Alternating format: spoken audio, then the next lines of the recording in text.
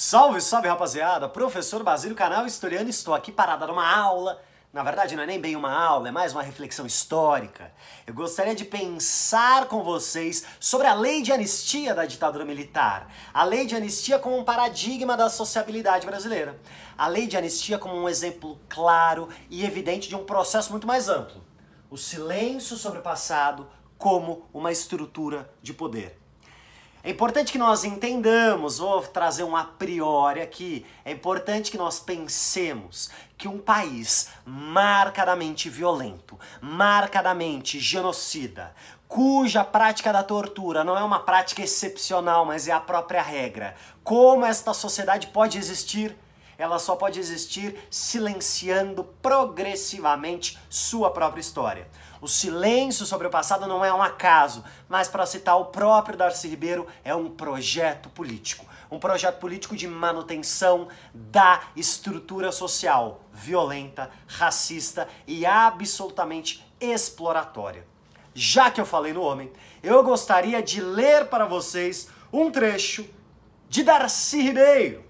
Darcy Ribeiro está escrevendo em 1979, ano da lei de anistia. O que foi a lei de anistia? Foi uma lei imposta pela ditadura para controlar o processo de redemocratização, no qual os militares anistiaram, ou seja, perdoaram certos presos políticos. E, por outro lado, os militares criaram um dispositivo jurídico, crimes conexos. Artigo 1º da lei de anistia. Estão anistiados os presos políticos e conexos, ou seja, estão anistiados quaisquer que cometeram crimes conexos, relacionados aos crimes políticos. Em outras palavras, os militares da ditadura anistiaram torturadores, mesmo a tortura sendo um crime imprescritível. E adivinha só, em pleno regime democrático, o STF e todo o sistema político enxergaram na lei de anistia constitucionalidade. Em 2010, o STF julgou constitucional a lei de anistia. Portanto, a lei de anistia não pode ser revista. Gostaria de ler uma brevíssima reflexão dele, o grande Darcy Ribeiro. Caçado pelo golpe, perseguido pela ditadura, Darcy Ribeiro nos diz: não nos esqueçamos de que este é um tempo de abertura. Vivemos sob o signo da anistia, que é esquecimento, ou devia ser. Tempo que pede contenção e paciência. Sofremos todo o ímpeto agressivo. Adocemos os gestos, o tempo é de perdão. Esqueçamos tudo isso, mas cuidado. Não nos esqueçamos de enfrentar agora a tarefa que fracassamos ontem, que deu lugar a tudo isso. Não nos esqueçamos de organizar a defesa das instituições democráticas contra novos golpistas militares e civis, para que, em tempo algum do futuro, ninguém tenha outra vez de enfrentar e sofrer, e depois esquecer os conspiradores, os torturadores, os censores e todos os culpados e coniventes que beberam nosso sangue e pedem o nosso esquecimento. Darcy Ribeiro está falando algo de uma absoluta importância e de uma absoluta clareza. Perdoamos hoje, mas não nos esqueçamos do que aconteceu. Não nos esqueçamos do passado. Não deixemos de elaborar o passado para que amanhã não tenhamos outrora novamente que esquecer e esquecer e esquecer.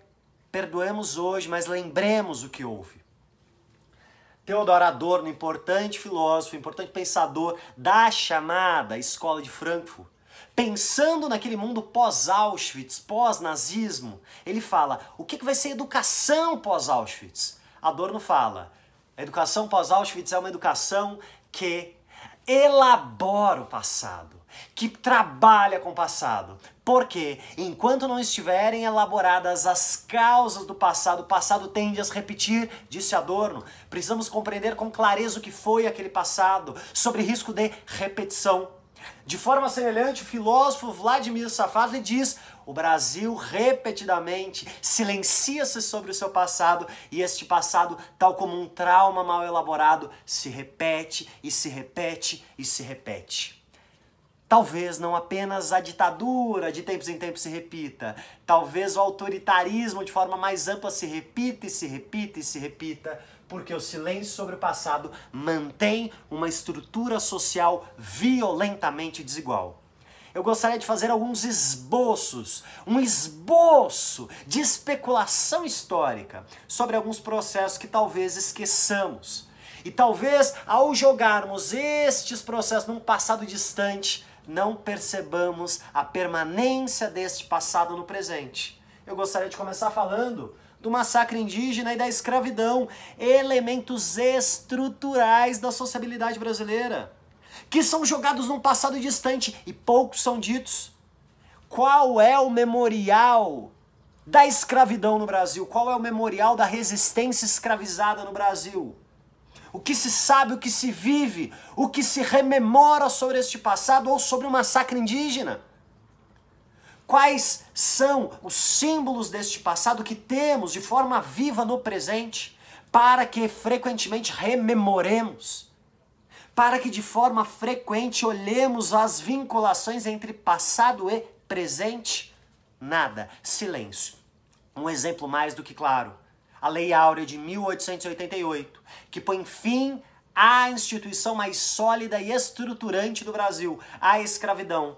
A Lei Áurea acaba com a escravidão com 17 palavras. Artigo 1º e artigo 2º tem 17 palavras. E depois dessas palavras, o silêncio. O silêncio sobre o que se fazer. Rui Barbosa, grande republicano, o que ele faz? Ele queima os registros da escravidão, como se ao queimar os registros você apagasse o passado. Na verdade, você não apaga o passado, você apaga a possibilidade de rememoração do passado. Coisas profundamente diferentes. O passado não se encerra porque o passado é presente. O que se encerra é a possibilidade de compreensão, de materialização, de assimilação deste passado. Independência e república.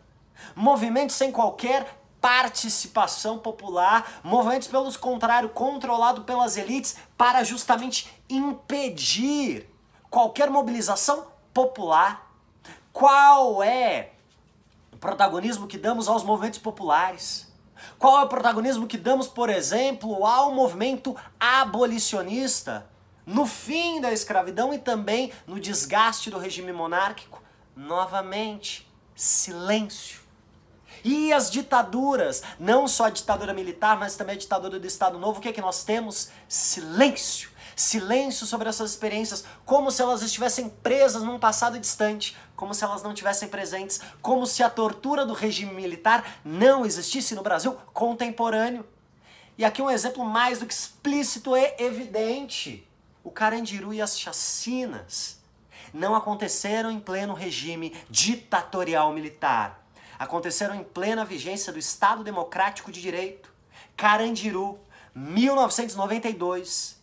Massacre da Candelária, Eldorado dos Carajás, uma série de massacres cotidianos que nós não lembramos, que são vistos como exceção e não como regra. E por que não são regra? Porque não conseguimos entender a processualidade histórica, entendermos que a estrutura social brasileira é marcada pela exploração brutal. Darcy Ribeiro chama o povo brasileiro de gente moída. Darcy Ribeiro fala que o Brasil é uma verdadeira máquina de moer gente. E esta gente não pode se apropriar do seu passado, porque se apropria-se do seu passado e entende que a sua existência, ela não é exceção, mas ela é uma regra histórica. E para facilitar este silenciamento sobre o passado, nós temos certos mitos silenciadores, certas narrativas idílicas que servem justamente para potencializar uma coesão social e impedir qualquer elaboração presente e passado. E que mitos são esses? Ué, o mito da cordialidade. Somos pacíficos, somos cordiais. O Brasil é um país que nunca teve guerra. É óbvio que o Brasil nunca teve guerra, porque a guerra aqui nunca parou. A guerra aqui é a constância. Nós nunca paramos, nós nunca saímos da guerra. Só que na verdade não é nenhuma guerra, é um massacre. Não existe nem equilíbrio entre os lados. Somente um lado dispõe de armas, de forças e massacra nesta máquina de moer gente.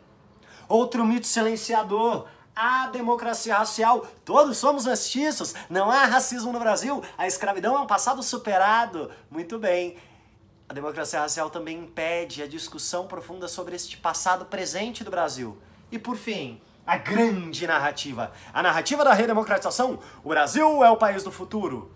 Amanhã vai ser outro dia, amanhã vai ser outro dia. Só que, se o ontem não é elaborado, se o ontem não é trabalhado, nós estaremos sempre presos em um amanhã que nunca chega, em um passado que nunca se foi. Nós estamos enclausurados nesta máquina de moer gente. Esta também é uma reflexão que o professor Paulo Arantes, importante filósofo, também o faz. A ditadura cumpriu sua missão. Quando cumpriu sua missão, ela simplesmente sai de cena e a mesma máquina continua rodando, porque fomos absolutamente incapazes de elaborar o passado. Fomos absolutamente incapazes, diferentemente de Argentina, Uruguai e Chile, de prendermos os torturadores, de julgarmos os violadores dos direitos humanos. Portanto, estaremos sempre presos neste passado enquanto não elaborarmos o passado. O trauma não elaborado, ele se